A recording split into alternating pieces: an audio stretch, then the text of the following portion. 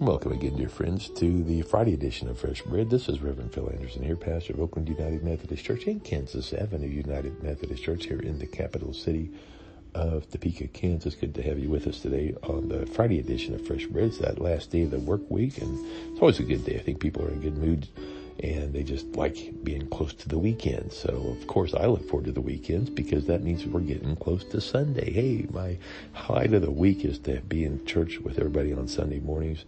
And we do meet in other times of the week in the churches as well, but especially on Sunday mornings. It's a real joy. Well, we are wrapping up today our look at the parable of the prodigal son and his brother. This is found in Luke chapter 15, verses 11 to 32.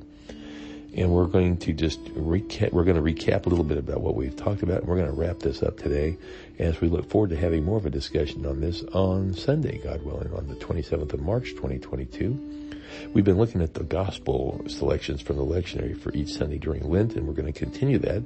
And for this coming Sunday, which will be the fourth Sunday in Lent, this will be the gospel selection for that day, of course, the story of the prodigal son and his brother. So let's see if we can recap this. We have a man with two sons. The younger of the two comes to the father, says, "Dad, I want my inheritance. Would you give it to me now so I don't have to wait till you die? I would like to go out and live it up. I want to go to that distant country I've been hearing about, all those bright lights and all that excitement. I want to go off and just really live it up, live on the high life." So the father gives the young man the money, and off the young man goes. And for a little while, he really does live it up, and then until the money runs out.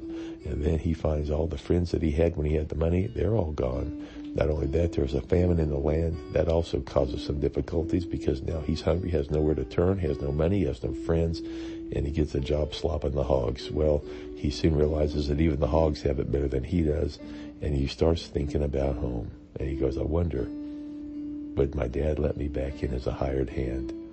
And he rehearses his lines even as he's going back. He says, "I'm going to say to my dad, Father, I've sinned against heaven and against you. Would you bring me back in as one of your hired servants?"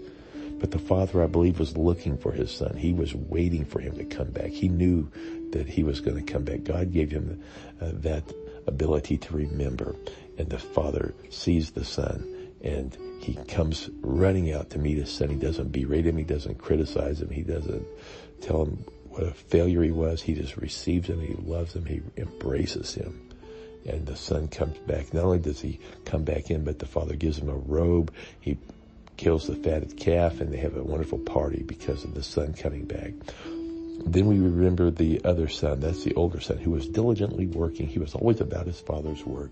And now he's out wondering why all of this hoopla, what's going on? He comes back and asks one of the slaves. Interestingly, even one of the slaves has a better idea of what's going on and has a better take on it than the older brother. Because when the older brother calls one of the slaves, he asks, "What's going on?" The slave replies, "Your brother has come and your father has killed the fatted calf because he's got him back safe and sound." I believe even the slaves were thrilled to see this younger son back.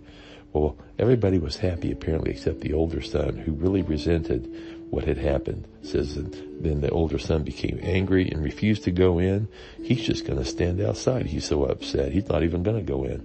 Well, the father doesn't just say, "Well, fine, stay out there, do what you want to do, but we're going to still celebrate." No, the father goes out and begins to plead with him. "Come in, son, please come in."